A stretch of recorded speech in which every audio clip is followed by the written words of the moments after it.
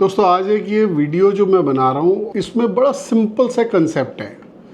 बहुत सारे ऐसे लोग हैं जिन्होंने मेरे को फ़ोन किया over a period of time कि यार हमने तो नरेंद्र जी आज तक प्लॉट ख़रीदा इन्वेस्टमेंट के लिए, हमें नहीं समझ में आती स्टूडियो अपार्टमेंट। तो ये आज जो वीडियो मैं बना रहा हूँ ये सिर्फ स्टूडियो अपार्टमेंट्स, मतलब क्या होते हैं स्टूडियो अपार्टमेंट्स, कौन इनको किराए पे लेगा, ये चलेंगे या नहीं चलेंगे, ये नया कंसेप्ट कैसा है, लोग बात करते हैं यार इतना किराया कैसे आ सकता है। और उसके बाद वीडियो के लास्ट में मैं कुछ उन लोगों के नाम लूँगा जिन्होंने पिछले कुछ टाइम में मेरे से स्टूडियो अपार्टमेंट्स खरीदे। लेकिन ये वो लोग हैं, देखो कस्टमर्स तो हर आदमी के पास होते हैं, लेकिन ये वो लोग हैं जो आज कस्टमर्स नहीं है, मेरे दिल के बहुत करीब लोग हैं। आए तो एक कस्टमर बन के थे लेकिन आज मेरी कहते हैं ना लाइफ का एक हिस्सा बन चुके हैं। कुछ ना कुछ इन्होंने स्टेटमेंट्स ऐसी बोली जो दिल को छू गई। तो दोस्तों आज बात करते हैं स्टूडियो अपार्टमेंट्स। मतलब मैं उससे पहले आपको अच्छा थोड़ा एक चीज़ और बोलूँगा यार, ये वीडियो ना थोड़ी लंबी है तो आपसे हाथ जोड़ के विनती है, आप अगर यकीन मानिए 70-80 लाख रुपए में आप एक कमर्शियल इन्वेस्टमेंट करना चाहते हैं और आप एक एक्स्ट्रॉर्डनरी रेंट एक्सपेक्ट करते हैं कि यार किराया बहुत बढ़िया आना चाहिए, सबसे इम्पॉर्टेंट चीज़ एक ऐसी प्रॉपर्टी जो खरीदनी, तो चलो खैर प्रॉपर्टी तो कोई भी खरीदी जा सकती है, चेक आपने लिखना है और खरीद कुछ भी लो, मतलब ये एक ऐसी प्रॉपर्टी होगी जो शायद आपको कभी भी ये टेंशन नहीं लेनी पड़ेगी कि किराए पे चढ़ेगी नहीं चढ़ेगी, इसको बेचेगा कौन, खरीदेगा कौन, कैसे होगा। तो मतलब इसमें बहुत सारे सवाल हैं, मतलब 100 जो कहते हैं ना सवाल होते हैं कस्टमर के, जो एक्सपेक्टेशंस होते हैं उनका एक ही सोल्यूशन है स्टूडियो अपार्टमेंट्स। देखो मेरे को भी बहुत बार बार एनर्जी लगानी पड़ती है, कस्टमर्स के कॉल आते हैं, हाँ जी भाई साहब आपने वो एक स्टूडियो अपार्टमेंट के बारे में अपनी एक वीडियो बनाई थी, बताइए ज़रा उसके बारे में। तो मुझे लगता है यार वो बार बार एक ही बात बोलने से अच्छा एक वीडियो बना देता हूँ जो एज्यूम करके कि सामने वाले को स्टूडियो अपार्टमेंट के बारे में कुछ नहीं पता, मैं उस थॉट से बना रहा हूँ। लोगों को एसोटेक कबाना की, जी इंदिरापुरम में एक एसोटेक कबाना के नाम से स्टूडियोज़ हैं, इतने लाख के बिके थे, इतना किराया है, कॉर्पोरेट्स लेते हैं रेगुलर बेसिस, ये वो। तो वो एक थियोरी हिट थी, उस बेसिस पे 2-4-5 साल जितने भी स्टूडियोज़ डेवलपर लॉन्च कर सकते थे उन्होंने लॉन्च किए, खूब माल बिका। और वही 16-17-18 लाख के स्टूडियोज़ 12-13 हज़ार रुपये किराया देते थे। मतलब मैं बात कर रहा हूँ 2012, 13, 14, 15, 16 तक के उस दौर की, जब एक 17-18 लाख का स्टूडियो जब वो डिलीवर हुआ तो 12,000 रुपये किराया दे रहा था, मतलब 7-8% की रिटर्न दे रहा था। तब अच्छी ऑप्शन थी वो। धीरे धीरे मार्केट चेंज हुई, समझ में आने लग पड़ा कि भाई साहब कमर्शियल स्टूडियो भी एक नाम की चीज़ होती है, एक होता है रेजिडेंशियल, एक होता है कमर्शियल। अब ये रेजिडेंशियल से कमर्शियल का जंप कैसे आया कि RWS ने ऑब्जेक्ट करना शुरू कर दिया, रोज़ एक नया चेहरा आके रह रहा है, लोगों ने घरों में एयरबीएनबी चलाने शुरू कर दिए, तो फिर जन्म हुआ कमर्शियल स्टूडियो अपार्टमेंट्स का। वीडियो में आपको 2-3 एग्जांपल्स इसके भी दूंगा जो मतलब एक्स्ट्रॉर्डिनरी परफॉर्म कर रहे हैं कमर्शियल स्टूडियो अपार्टमेंट्स। चलिए अब समझते हैं कि ये स्टूडियो अपार्टमेंट्स का कंसेप्ट क्या है, या अगर मुझे इन्वेस्टमेंट करनी है तो मेरा क्राइटेरिया है कि भाई 1 करोड़ से कम का मेरे को पैसे लगाने हैं। मेरा क्राइटेरिया यार बिल्डर बना भी दे, मेरा क्राइटेरिया है कि भाई किराए पे चढ़ जाए, किराया अच्छा मिल जाए। तो स्टूडियो अपार्टमेंट क्यों हम घूम फिर के आके बात करते हैं स्टूडियो अपार्टमेंट की? बड़ा सिंपल सा कंसेप्ट है कि आज जैसे हम बोलते हैं ना हमारे फ़ोन अपग्रेड हो गए, ऐसे हमारी लाइफ भी अपग्रेड हुई। फिर पहले के ज़माने में होता था कि जॉइंट फैमिलीज़ हैं तो आप कोठी बनाते थे, कोठी बना ली तो उसमें 10-15 लोग रह रहे हैं, 5-6-7-8 कमरे वाली कोठी वाला कल्चर था। अब कंसेप्ट आ गया क्योंकि बच्चे आप पढ़ने तो भेज रहे हो बाहर, अब कोई बच्चा कनाडा जाए, US जाए, कहीं पे भी जाता है तो 90% पॉसिबिलिटी है वो वहीं जॉब कर रहा होता है। तो आप जिस शौक शिद्दत से अपना घर बनाते हो, पता लगता है बुढ़ा बुढ़ी आप वहीं उस घर में हो, बच्चे तो पढ़ रहे हैं बाहर। उस बेसिस पे धीरे धीरे मतलब जैसे हमारी लाइफ्स इवॉल्व हो रही हैं। पहले हमें बड़े कमरे चाहिए थे, आज कमरे बड़े नहीं चाहिए। आज आप देखोगे अच्छी कोठियों के मालिक भी फ्लैटों में रह रहे हैं। क्यों रह रहे हैं कि आज आपको एक बेसिक सेंस आ गई कि भाई मेरे को सिक्योरिटी चाहिए सबसे पहले, कि कोई घर पे आए तो पहले गेट से फ़ोन आए कौन आ रहा है, फिर टॉवर गार्ड का फ़ोन आए, कोई उसके बाद घर पे आए। ऐसा नहीं कि कोई इसने गेट खड़काया टक टक टक, या वो हमारा वाला दौर था कि स्कूटर चला रहे हो और P P P P P बोला या संदीप आवाज़ मारी वो नीचे आ गया। अब ये दौर तो है नहीं। अब दौर है थोड़ा सा और कल्चर्ड हो गए हम लोग, सोफिस्टिकेटेड हो गए, हमारी लाइफ सोफिस्टिकेटेड हो गई। तो अब हमें क्या चाहिए, पहले होता था भीड़ को हम बोलते थे यार उस क्लब में जाएंगे, उस पब में जाएंगे, वहाँ क्राउड अच्छा है। आज लग्जरी क्राउड नहीं है, आज हम प्रेफर करते हैं कि यार अपना घर एक ऐसी जगह पे हो, एक ऐसी लोकेशन पे हो जहाँ पीसफुल हो। अब लोगों को कदर हो गई कि यार सोसाइटी में रहते हैं, सोसाइटी में सबसे पहला सिक्योरिटी है, फिर एमिनिटीज़ हैं। कितने ऐसे बच्चे मुझे बताओ जिन्होंने स्विमिंग पूल को एक नॉर्मल कोर्स ऑफ लाइफ के तौर पे जिया हो। आज स्विमिंग पूल या स्क्वॉश कोर्ट लग्जरी है। कई ऐसे शहर हैं, दूर क्या जाना, दिल्ली, मैं दिल्ली वाला हूँ, वेंकी से ग्रेजुएट हूँ। आज दिल्ली में स्क्वॉश कोर्ट या स्विमिंग पूल आज भी लग्जरी है। यही बात अब नोएडा गुड़गांव वालों से पूछो, हमारे लिए लग्जरी थोड़ा है आज। हमारे लिए तो भाई हमारी सोसाइटी में बेसिक फैसिलिटी है। अब कोठी वालों को भी समझ में आ रहा है कि भाई मेरे को फ्लैट में रहना है, एमिनिटीज़ हैं, कल्चरल इन्वॉल्वमेंट है। कोठी में क्या होता है, आपको एक घर छोड़ के, दो घर छोड़ के, आपको आपके नाम से कोई नहीं जानता, आपको लोग एड्रेस करते हैं आपकी गाड़ी के कलर से या आपके कुत्ते के नाम से, क्योंकि दो ही चीज़ें बाहर दिखती हैं। हम तो घर के बाहर दिखते ही नहीं है, ये दो ही चीज़ें हमारे घर के बाहर दिखती हैं, तो लोग उन्हीं से हमारी पहचान बना लेते हैं। लेकिन अगर आप सोसाइटी में रह रहे हो तो भाई लाइफ ही डिफरेंट है। अब क्योंकि हमारे बच्चे बाहर पढ़ने चले गए, कॉरपोरेट कल्चर आ गया, तो कॉरपोरेट कल्चर को क्या समझ में आती है कि भाई मेरे को एक ऐसी जगह मिल जाए, एक ऐसा सर्विस अपार्टमेंट मिल जाए, क्योंकि मेरी जॉब एम्बुलेंट है, मेरा बिजनेस एम्बुलेंट है, मैं अलग अलग सिटीज़ में ट्रैवल करता रहता हूँ, तो मुझे एक ऐसी लोकेशन, एक ऐसी एकोमोडेशन मिल जाए जिसमें, चलो सर्विस अपार्टमेंट को इलेबरेट करते हैं, मतलब ये एक ऐसा वर्ड है जिसमें पूरा इसका डेफिनेशन ही छुपी हुई है। मतलब सर्विस अपार्टमेंट, सर्विस मतलब मैं एक्सपेक्ट कर रहा हूँ कि एक 5 स्टार होटल या एक अच्छे होटल वाली मेरे को सर्विस मिल जाए। अपार्टमेंट मतलब मेरे जो अपार्टमेंट है, मेरे को जो सुख सुविधा मेरे घर में मिलती है वो भी मिल जाए।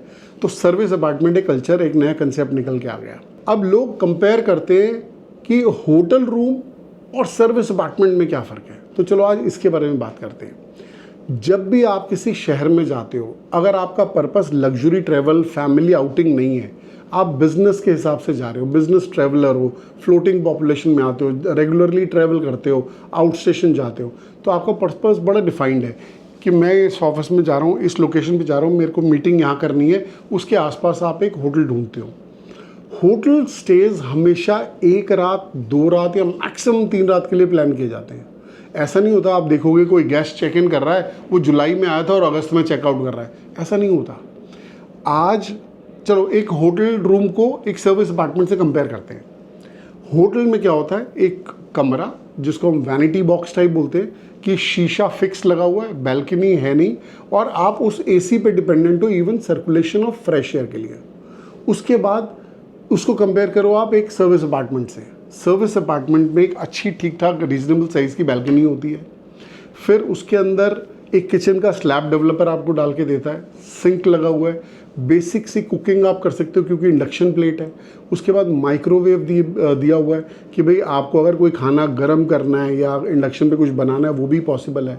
चाय अपने हाथ की, मेरे जैसा कोई शौकीन होगा तो भाई चाय का बड़ा शौकीन है आदमी, तो चाय अपने हाथ की भी बना सकते हो।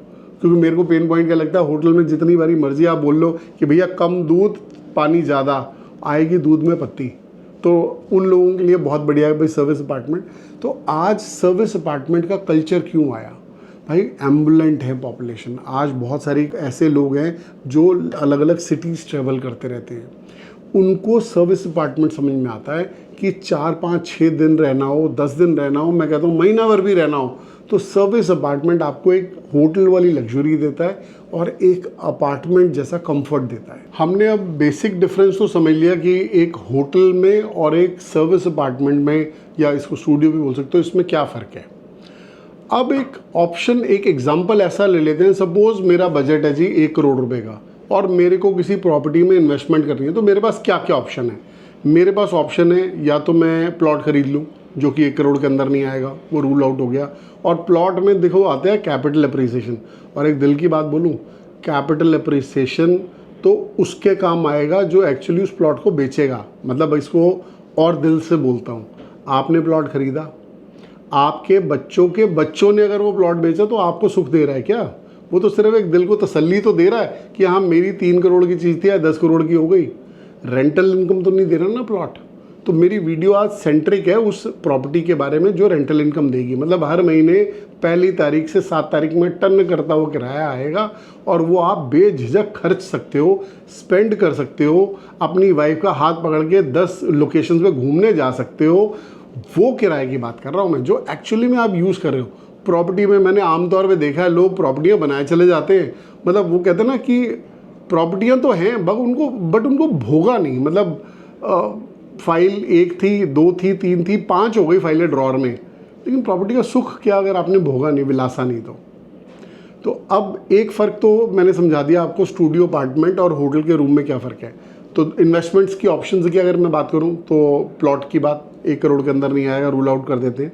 उसके बाद ऑप्शन क्या है हमारे पास, हम ऑफिस स्पेस ले लेते हैं, हम कोई रिटेल शॉप ले लेते हैं। अब रिटेल शॉप ऐसा तो है नहीं कोई 1 करोड़ के अंदर आ जाएगी। अब रिटेल शॉप की अगर मैं बात बोलूँ तो सच बात यह है, पहले एक टाइम पे बहुत पॉपुलर थी सोसाइटी शॉप्स। अब सोसाइटी शॉप्स का कल्चर हो गया ख़त्म, कि अब सोसाइटी शॉप्स अवेलेबल नहीं है। सोसाइटी शॉप्स अब ना पॉसिबल नहीं है चलाना। रीज़न क्या कि एक टाइम था, कल्चर था कि आप सोसाइटी शॉप खरीद रहे हो, दूध, मक्खन, ब्रेड, ड्राई क्लीन, केमिस्ट सब चल जाएगा। लेकिन भाई जिस तरह से हमारे फ़ोन्स अपग्रेड हुए हैं, हमारे पैटर्न्स भी चेंज हुए इन्वेस्टमेंट्स के। अब पैटर्न क्या चेंज हुए कि पहले आया ई कॉमर्स ने मार्केट को डिस्टर्ब करा कि भाई अमेज़ॉन, फ्लिपकार्ट, बहुत सारी ऐसी वेबसाइट्स आ गई, सामान मंगाओ, देखो, पसंद करो। फिर अब पिछले 2-3 साल से सबसे बड़ी डिस्ट्रप्टिव जो चीज़ आई है वो है क्विक कॉमर्स मतलब 11 मिनट, 12-15 मिनट में डिलीवरी। मतलब हमारी आज जेन ज़ी को सब कुछ झटपट चाहिए। तो अब वो देखो, इट्स अ ह्यूमन टेंडेंसी। हम जहाँ जहाँ कंफर्ट मिलेगा हम ढूंढेंगे कंफर्ट को। हम भी कहेंगे चल यार 10 मिनट में सामान घर आ रहा है, ज़ेप्टो, ब्लिंकिट मंगाओ। आज सुबह मैं वॉक कर रहा था तो मेरे दोस्त ने एक बात बोली, तो मेरे को लगा यार मैं आज वीडियो रिकॉर्ड करने वाला हूँ, ये सेल्स पिच में पार्ट बन जाएगा मेरा। उन्होंने एक बातों में कोई बात चल रही थी, बोले कि यार आज आदमी सारे सामान तो दवाइयों से लेके ग्रोसरी तक सब कुछ तो घर पे मंगा रहा है, तो इन दुकानों का फ्यूचर क्या है।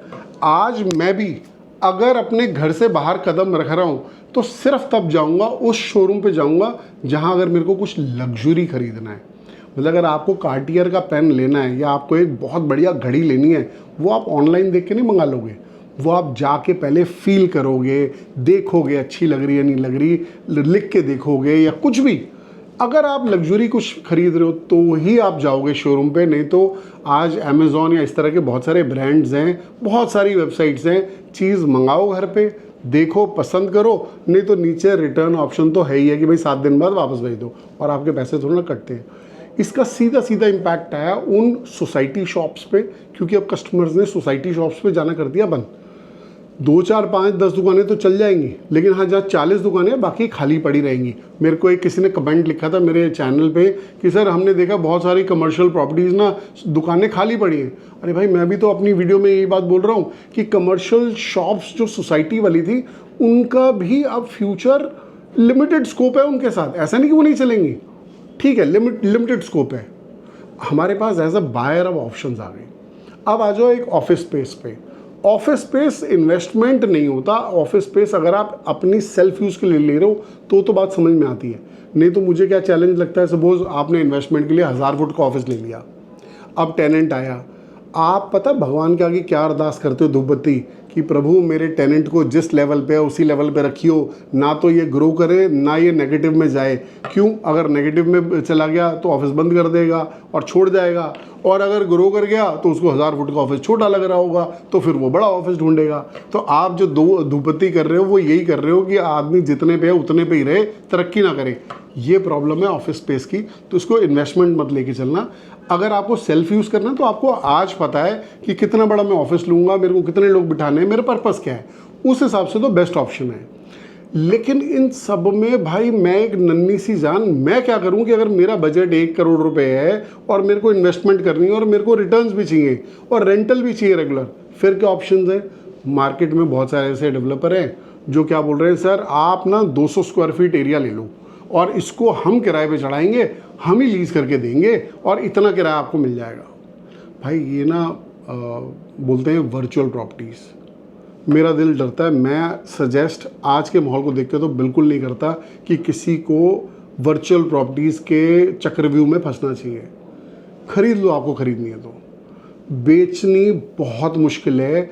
100 लोगों से बात कर लो जिन्होंने वर्चुअल प्रॉपर्टी खरीदी हो, और मुझे 2 लोगों के भी नाम बता देना जिन्होंने वो रीसेल करी हो और पैसे कमा के बाहर निकले हो।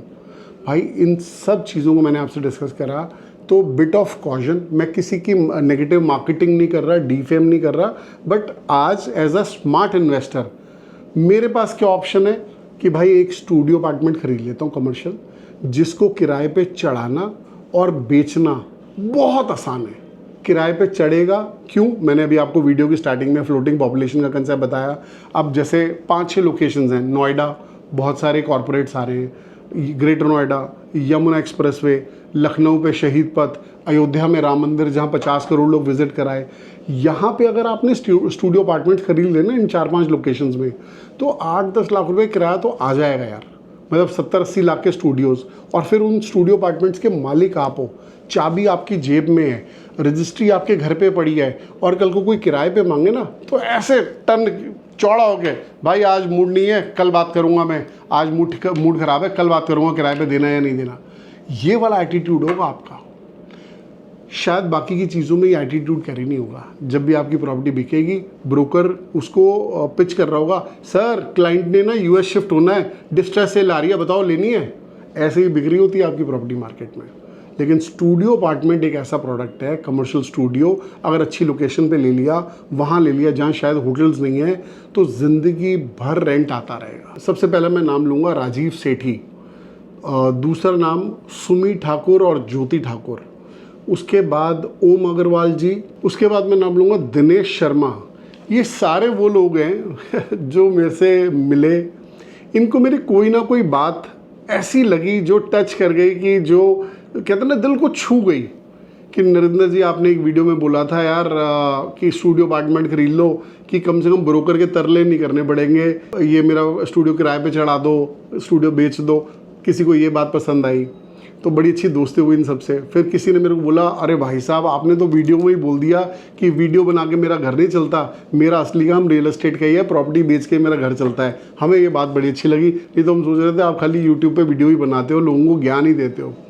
2-3 मतलब ऐसे इंस्टेंसेस हैं कि जिन्होंने कस्टमर्स ने बातें बोली, मैंने तो बड़े नेचुरल वे में बात करी थी, लेकिन वो इनको भी छू गई बात, और मेरे लिए बहुत बड़ी मोटिवेशन है। मेरे को भी लगता है कि हाँ यार, मैं जो ये बिना स्क्रिप्ट के बात करता हूँ आप लोगों से, तो वो लोगों को पसंद आता है। मैं आशा करता हूँ, देखो, और मेरा कोई पर्पस नहीं होता मैं वीडियो के लास्ट में बोलूँ जी आप सब्सक्राइब करो, लाइक करो। मेरा बड़ा सिंपल सा कंसेप्ट है कि आज एज के उस दौर में हूँ कि जहाँ मेरी वीडियो इस फेटर्निटी में जो ब्रोकर्स भी हैं, जो मेरे दोस्त हैं, कंसल्टेंट्स हैं, अगर उनका भी फ़ायदा हो रहा है तो यकीन मानना हमें कोई नुकसान नहीं है। एजुकेशन है, ज्ञान है, बांटने से बढ़ ही रहा है, कोई आदमी दुआ ही दे रहा होगा। तो अगर आपको वीडियो अच्छी लगी हो तो कमेंट में ज़रूर लिखिएगा, और हमारा कहते हैं ना प्रोत्साहन, हमारे को मोटिवेट करिएगा। जय हिंद।